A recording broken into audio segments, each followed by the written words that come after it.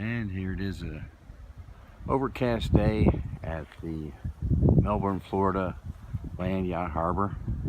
And since we've been here, I tried again to work on the refrigerator fan, and this is what I came up with, and this really is quiet. What I did was I got a bungee cord, one of those thick black rubber ones,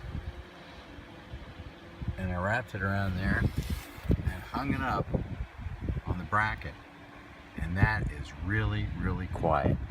I don't hear it inside at all. I guess it's isolated enough because it's in that rubber bungee, and it's in there pretty snug, so I think traveling won't be a problem.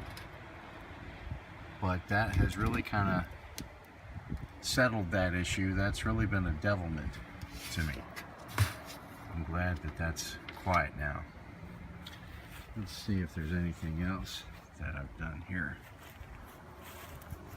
to change anything. I would say negative. Nothing.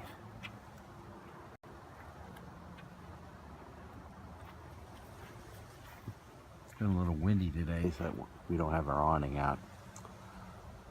So that's all to report for now.